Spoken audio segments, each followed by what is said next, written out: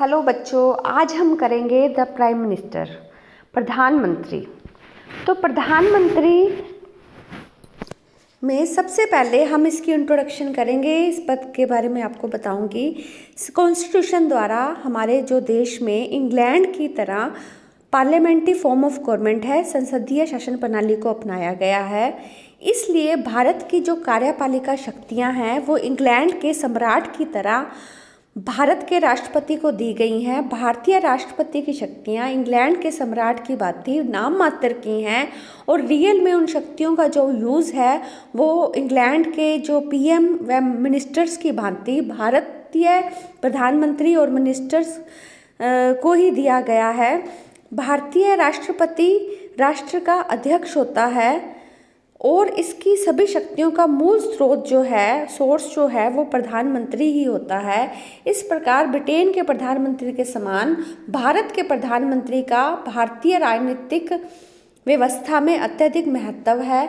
Laski का British प्रधानमंत्री के लिए उसने अपने व्यूज़ दिए हैं। मंत्रिपरिषद के निर्माण का वह केंद्र बिंदु है, मंत्रिपरिषद के जीवन का वह केंद्र बिंदु है और मंत्रिपरिषद की मृत्यु का भी वह केंद्र बिंदु है।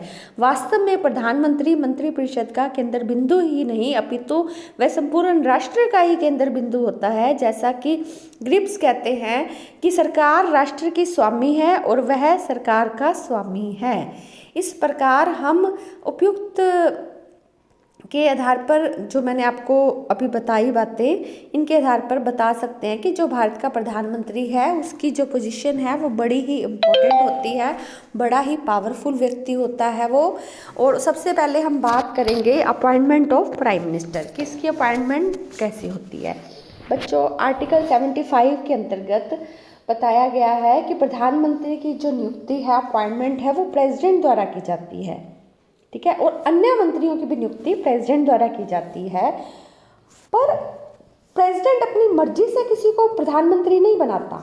जब हमारे देश में जो निम्न सदन है, जो लोअर हाउस है सेंट्रल लेवल पर, जो हमारा लोकसभा का सदन है, लोकसभा जो है हमारी, उसका जब चुनाव होता है तो उसमें जिस राजनीतिक पार्टी को, जिस पॉलिटिकल पार्टी को मेजॉरिटी मिलती है, उस पॉलिटिकल पार्टी के नेता को राष्ट्रपति प्रधानमंत्री की शपथ दिलवाता है और प्रधानमंत्री की सलाह से ही राष्ट्रपति अन्य मंत्रियों को उनके पद की शपथ दिलवाता है, ठीक है।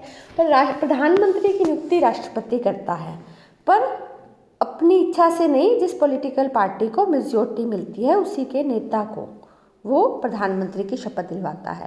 पर राष्ट्रपति की पावर, ये नियुक्ति की, तब थोड़ी स्ट्रॉन्ग हो जाती है जब किसी भी पॉलिटिकल पार्टी को मेजॉरिटी नहीं मिलती। फिर राष्ट्रपति अपनी इच्छा से किसी ऐसी राजनीतिक पार्टी के नेता को प्रधानमंत्री की शपथ दिलवा सकता है जो उसे लगे कि ये पार्टी 6 महीने के अंतर्गत अपने बहुमत सिद्ध कर देगी, अपनी मेजॉरिटी शो कर देगी। इसके बाद हम बात करेंगे to be a member of parliament is essential for the prime minister. प्रधानमंत्री के लिए संसद का सदस्य होना अनिवार्य है, ठीक है। अगर मान लो प्रधानमंत्री किसी ऐसे व्यक्ति को बना दिया जाए जो संसद का सदस्य न हो तो उसको 6 महीने के अंतर्गत संसद की सदस्यता लेनी आवश्यक होती है। आगे टेन्योर देखो बच्चों, जो प्राइम मिनिस्टर का टेन्योर, वैसे तो वो 5 साल तक अपने पद पर नियुक्त रह सकता है, पर मंत्री जो हैं राष्ट्रपति की इच्छा पर बने रहते हैं, लेकिन व्यवहार में वह प्रधानमंत्री 5 वर्ष तक रहता है। लेकिन जब उसे लोकसभा में बहुमत प्राप्त होता है तभी वह अपने पद पर बना रहता है। अगर 5 साल से पहले भी उसको लोकसभा में बहुमत उसका समाप्त हो जाए तो उसको प्रधानमंत्री को हटाया जाता है। लोकसभा के अविश्वास प्रस्ताव के द्वारा प्रधानमंत्री को हटाया जा सकता है। तो लोकसभा में उसका बहुमत ही उसका कार्यकाल को बचाए रखता है। फिर उसके बाद डिप्टी प्राइम मिनिस्टर। हालांकि हमारे देश में संविधान में कहीं भी डिप्टी प्राइम मिनिस्टर के पद की व्यवस्था नहीं है, पर अगर हम बात करें, हम देखें कि जो हमारे देश में उप प्रधानमंत्री जो है वो कई बार बनाए गए हैं। अगर हम अपनी हिस्ट्री को उठाते हैं तो प्रधानमंत्री जवाहरलाल ने भी सरदार वल्लभ भाई पटेल को उप प्रधानमंत्री नियुक्त किया था। ठीक है, इंदिरा गांधी के टाइम भी मोरारजी देसाई को उप प्रधानमंत्री नियुक्त किया गया था। हालांकि हमारे देश में कहीं भी उप प्रधानमंत्री के पद की व्यवस्था नहीं है, ना ही हमारे देश में उप मुख्यमंत्री की व्यवस्था है।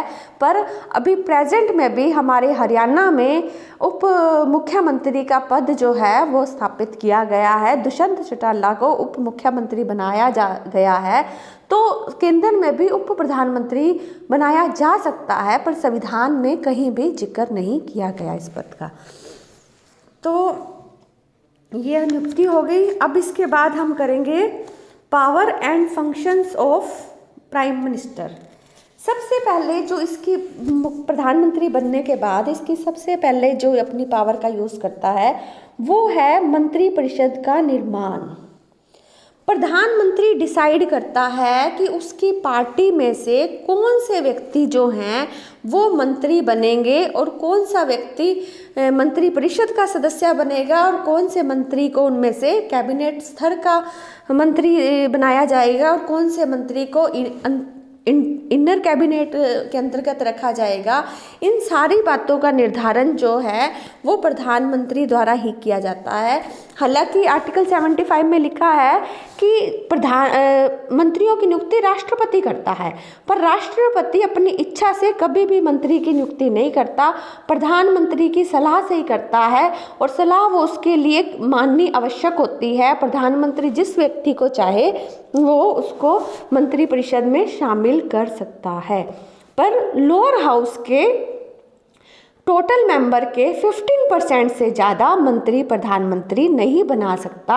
हमारे देश में 2004 में 91st अमेंडमेंट पास हुआ था जिसमें स्पष्ट वर्णन किया गया था कि निम्न सदन के, चाहे वो केंद्र हो चाहे वो राज्य हो, उसके टोटल सदस्यों के 15% से ज़्यादा मंत्री नहीं बनाए जा सकते, मंत्रिपरिषद के सदस्य नहीं बनाए जा सकते। तो ये सबसे पहले प्रधानमंत्री अपने पद को ग्रहण करने के बाद मंत्रिपरिषद का निर्माण करता है। उसके बाद उसकी जो सेकंड पावर दे रखी है वो डिस्ट्रीब्यूशन ऑफ डिपार्टमेंट।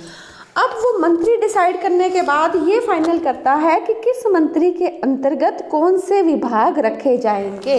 विभागों का बंटवारा जो है वो प्रधानमंत्री द्वारा किया जाता है। कौन सा मंत्री किस विभाग का अध्यक्ष होगा, कौन सा मंत्री कैबिनेट मंत्री होगा, कौन सा मंत्री राज्य मंत्री होगा, कौन सा मंत्री उप मंत्री होगा, इन सभी का जो डिसीजन है वो प्रधानमंत्री की इच्छा पर निर्भर करता है। अगला है मंत्रियों को हटाने की शक्ति। तो प्रधानमंत्री अपने कार्यकाल में ये नहीं कि एक बार मंत्री बना दिए तो जब तक लोकसभा चलेगी वही मंत्री उस पद पर बने रहेंगे। प्रधानमंत्री कभी भी चाहे किसी भी मंत्री को मंत्रिपरिषद से बाहर कर सकता है या किसी मंत्रिपरिषद के सदस्यों को कैबिनेट मंत्री बना सकता है, कैबिनेट को मंत्रिपरिषद का सदस्य बना सकता है, उनके मतलब रैंक, उनके स्तर में परिवर्तन कर सकता है। तो प्रधानमंत्री किसी भी मंत्री को उसके पद से कभी भी हटा सकता है। हालांकि राष्ट्रपति ही इनको अपने पद से हटाता है, पर वो किसकी एडवाइस पर हटाता है? प्रधानमंत्री की। प्रधानमंत्री राष्ट्रपति को कहकर किसी भी मंत्री को उसके पद से हटा सकता है। अगला जो पॉइंट है वो है लीडरशिप ऑफ लोकसभा। इंग्लैंड की तरह भारत का प्रधानमंत्री भी लोकसभा का नेतृत्व करता है। वह सदन में सरकार की नीति से संबंधित महत्वपूर्ण घोषणाएं करता है, प्रश्नों का उत्तर देता है। वह लोकसभा में वाद विवाद को आरंभ करता है तथा मंत्रियों की सदन में आलोचना से सुरक्षा करता है। वह अपने पद के सदस्यों को अलर्ट करता है, वह निर्देश भेजता है, वह सभी सदन की कार्यवाही पर निगरानी और कंट्रोल रखता है, वह सदन के वैधानिक कार्यों पर अपना विशेष प्रभाव डालता है, वह स्पीकर के साथ मिलकर सदन का कार्य करता है तथा सदन में अनुशासन बनाए रखने में स्पीकर की हेल्प भी करता है। नेक्स्ट जो पॉइंट है राष्ट्रपति तथा मंत्रिमंडल में कड़ी का काम।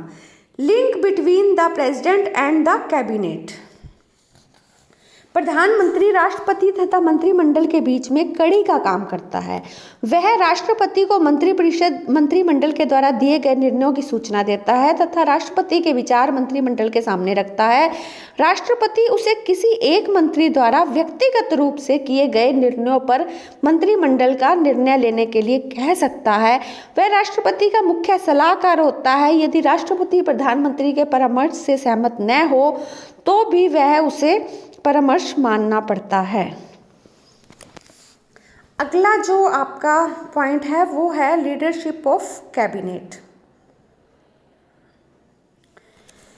प्रधानमंत्री कैबिनेट का भी नेता होता है। वह कैबिनेट की बैठकों की अध्यक्षता करता है। राष्ट्रपति कैबिनेट की कार्यवाही में भाग नहीं लेता। प्रधानमंत्री के नेतृत्व में ही कैबिनेट के सारे कार्य होते हैं। वही कैबिनेट की बैठक बुलाता है, उसमें विचार किए गए विषयों की सूची बनाता है, लिस्ट तैयार करता है। कैबिनेट में विभिन्न विषयों पर बहस को संचालित करता है तथा अगर उचित समझे तो वह उस पर मतदान करवाता है। अधिकतर किसी नीति पर सहमति तभी होती है जब उस नीति को प्रधानमंत्री की सहमति प्राप्त हो जाए। अगर हम कहें कि कैबिनेट की संपूर्ण जो कार्यवाही है वो प्राइम मिनिस्टर के ही देखरेख में उसके अंडर ही की जाती है। अगला पॉइंट जो है वो है as a link between different department. Different आएगा as a link between different department. ठीक है, इसमें क्या है, कैबिनेट का प्रधान होने के नाते वह अन्य महत्वपूर्ण कार्य करता है। वह विभिन्न विभागों में उत्पन्न होने वाले आपसी समस्याओं, आपसी जो झगड़े हैं, आपसी डिस्प्यूट हैं, उनको सॉल्व आउट करता है जिससे प्रशासनिक कुशलता बनी रहे। कुशल प्रशासन के लिए वह आवश्यक है कि सरकार के विभिन्न विभागों में आपसी सहयोग तथा साधनों का समन्वय हो। ऐसे उद्देश्य के लिए प्रधानमंत्री विभिन्न विभागों में कड़ी की तरह कार्य करता है। वह अंत विभागीय मतभेदों को दूर करने के लिए मध्यस्थ तथा निर्णायक के रूप में कार्य करता है। वो मतलब आपस में जो डिस्प्यूट होते हैं उनको सॉल्व करवाता है। अगला है chief adviser to the president.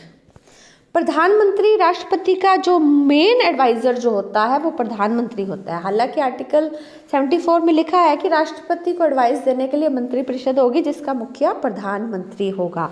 तो इसमें प्रधानमंत्री जो है वो मेन एडवाइजर की भूमिका निभाता है। राष्ट्रपति प्रत्येक मामले पर प्रधानमंत्री की सलाह लेता है और उसके द्वारा दी गई सलाह के अनुसार ही कार्य करता है। वह उसकी सलाह को मानने के लिए बाध्य भी है। ये 42nd अमेंडमेंट में हमारे कॉन्स्टिट्यूशन में लिखा गया है। राष्ट्रपति को प्रशासन के बारे में किसी भी प्रकार की सूचना प्राप्त करनी हो तो वह किसी अन्य मंत्री से सीधा बात न करके प्रधानमंत्री से ही बात करता है तथा सूचना प्राप्त करता है। नेक्स्ट जो पॉइंट है वो है लीडर ऑफ पार्टी। अब कौन सी पार्टी का लीडर, वो अपनी पॉलिटिकल पार्टी, जिस पॉलिटिकल पार्टी से उसको मेजोरिटी मिलकर वो उस पार्टी का नेता प्रधानमंत्री बना था देश का, तो उस अपनी पॉलिटिकल पार्टी, प्रधानमंत्री अपने दल, अपने जैसे कि अब हमारे नरेंद्र मोदी जी हैं जो हमारे देश के प्रधानमंत्री हैं, वो अपने कौन से पॉलिटिकल पार्टी बीजेपी से बिलोंग करते हैं। तो प्रधानमंत्री अपनी जो पॉलिटिकल पार्टी जिसके वो नेता होते हैं उनकी नीतियों तथा कार्यक्रमों को भी तैयार करना उनका मुख्य काम होता है। आम चुनाव के समय दल के उम्मीदवारों को खड़ा करना, उनको टिकटें देना और उन्हें चुनाव जिताने के लिए महत्वपूर्ण भूमिका निभाना। वह समस्त देश का दौरा करके जनता से उनके दल के लिए उम्मीदवारों के पक्ष में मत देने की अपील भी करता है। वह अपने पॉलिटिकल पार्टी जिसका लीडर है उसके लिए वो बड़ी महत्वपूर्ण कार्यों को करता है। नेक्स्ट जो है as the leader of house, वह संसद के नेता के रूप में भी काम करता है। दल का नेता होने के साथ साथ, अपने पॉलिटिकल पार्टी का नेता होने के साथ साथ वह सदन का भी नेता होता है। प्रधानमंत्री संसद के अधिवेशन, संसद की मीटिंग्स जो है वो उसकी डेट को फिक्स करता है। लोकसभा की कार्यवाही चलाने का उत्तरदायी भी उस पर होता है। कौन सा बिल कब प्रस्तुत किया जाएगा, कौन सा बाद में किया जाएगा, किस बिल पर कितना डिस्कशन होगा, यदि विरोधी दल बिल विरोधी दल बिल पेश करना चाहता है तो उस पर डिस्कशन कब होगा, किस स्पीकर, प्रधानमंत्री और विपक्ष के नेता से सलाह करके वो इस डिसीजन को लेता है। प्रधानमंत्री ही सदन के महत्वपूर्ण नीतियों की घोषणा करता है। प्रधानमंत्री ही सरकार की नीतियों को सदन में पेश करता है। यदि विरोधी दल द्वारा इन नीतियों की आलोचना की जाए तो उन आलोचनाओं का उत्तर भी प्रधानमंत्री देता है। तो प्रधानमंत्री संसद के मुखिया के रूप में भी काम करता है।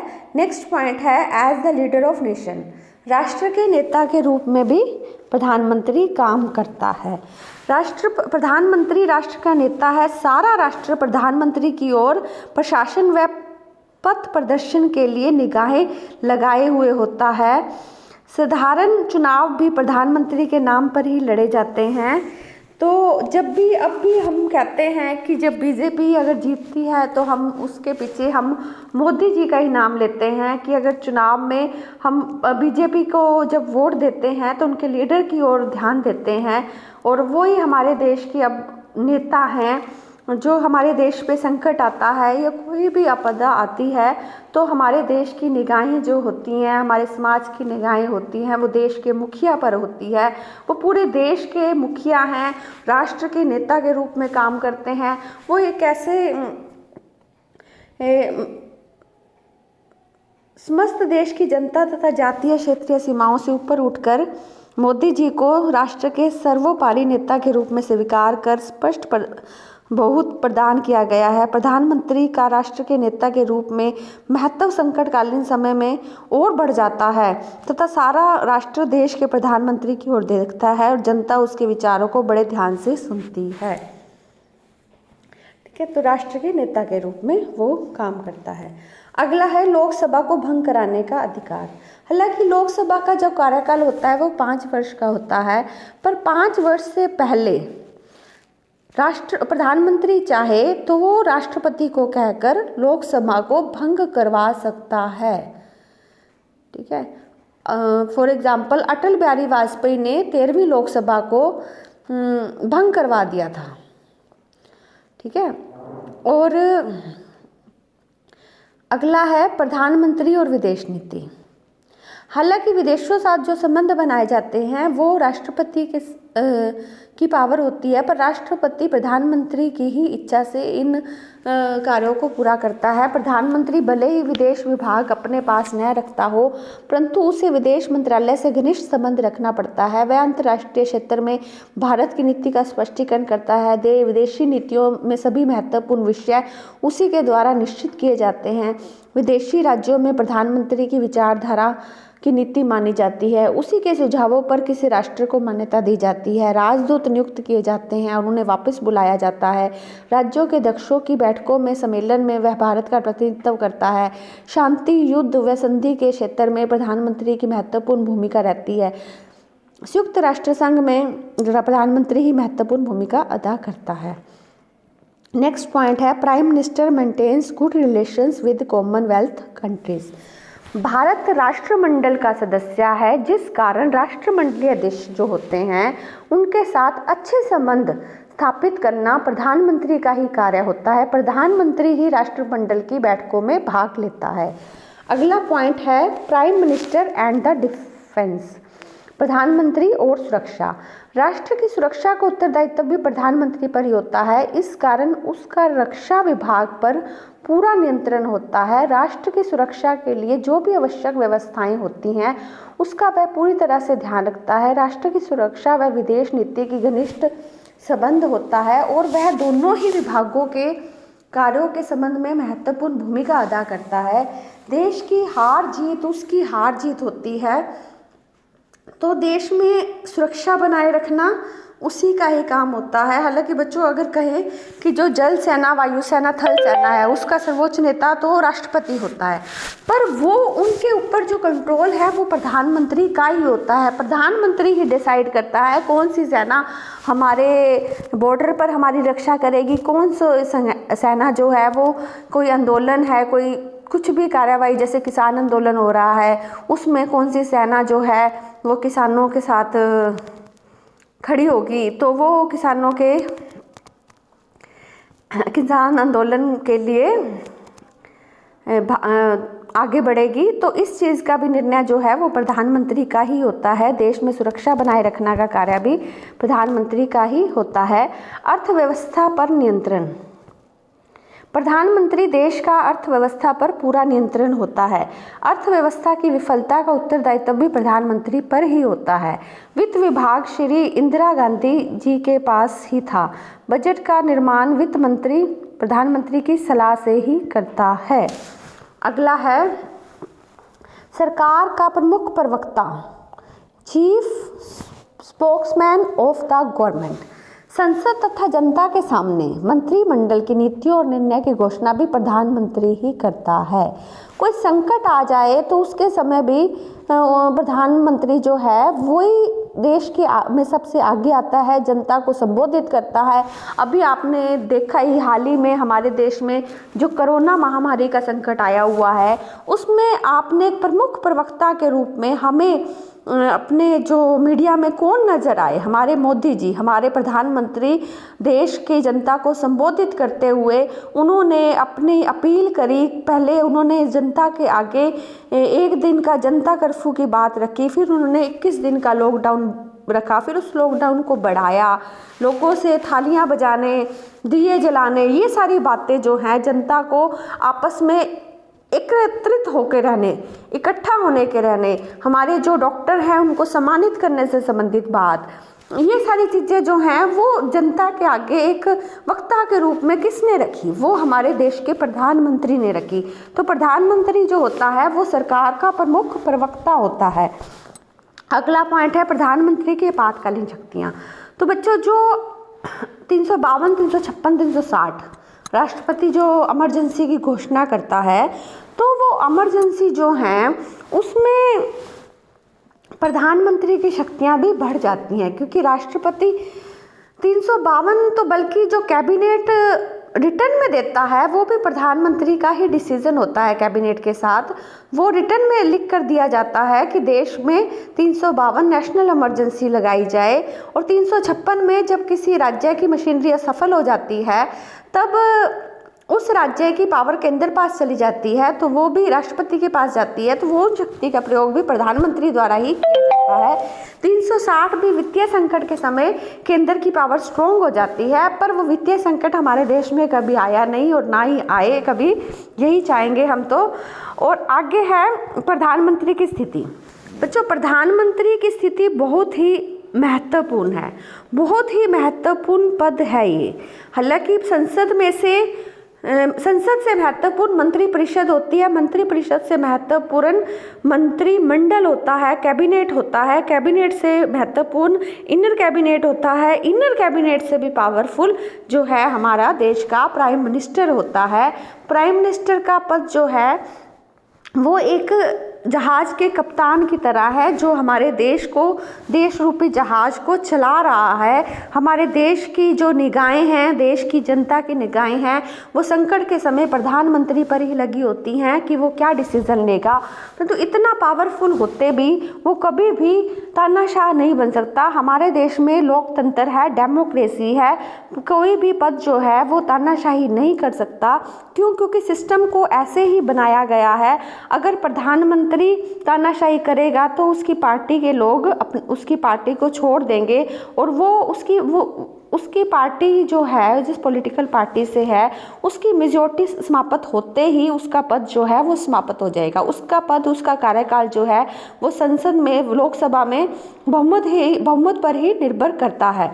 तो मेन इसलिए वो कभी भी तानाशाही नहीं कर सकता। पर देश में अगर मैं कहूँ सबसे जो पावरफुल है हमारा, अकॉर्डिंग टू कॉन्स्टिट्यूशन जो पावर है वो प्रेसिडेंट की है, पर प्रैक्टिकल जो पावर है वो प्राइम मिनिस्टर द्वारा ही यूज़ की जा रही है। ओके बच्चों।